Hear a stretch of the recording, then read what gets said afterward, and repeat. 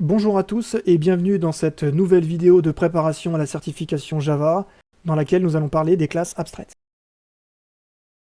Une classe abstraite, ça porte le qualificatif abstract. Une classe non abstraite, c'est une classe concrète. Je peux déclarer une classe abstracte de cette façon. Une classe abstracte, ça ne peut pas être instanciée directement. Elle doit être dérivée en sous-classe pour ça. Une classe abstracte, ça ne peut pas être finale, car la finalité d'une classe abstracte, c'est d'être dérivée.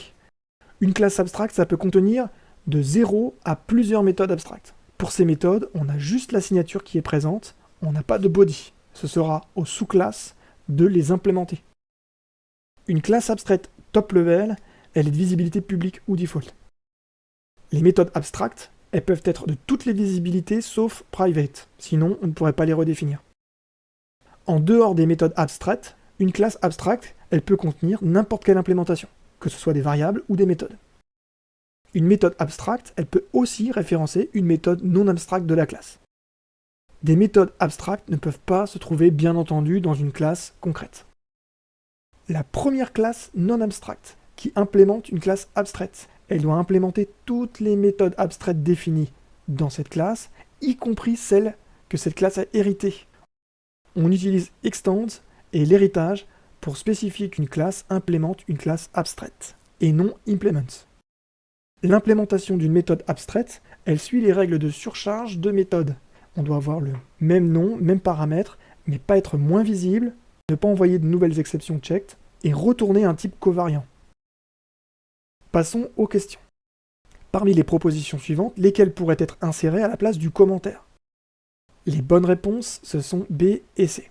Une classe abstraite, ça ne peut être ni finale, ni protected, et le mot-clé abstract doit être spécifié avant le mot-clé classe. Réponse A, on a abstract mal positionné. Réponse D, on a protected.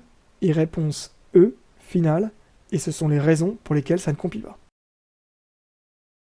Nouvelle question.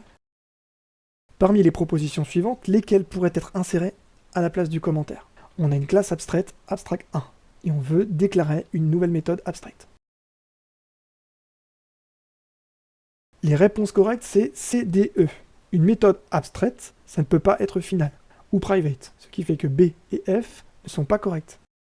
Une méthode sans le mot-clé abstract, elle doit posséder un body. Donc A, c'est pas correct en tant que méthode abstract. Soit on a abstract et pas de body, soit on n'a pas abstract et on n'a pas deux points-virgules, on a des accolades et un body.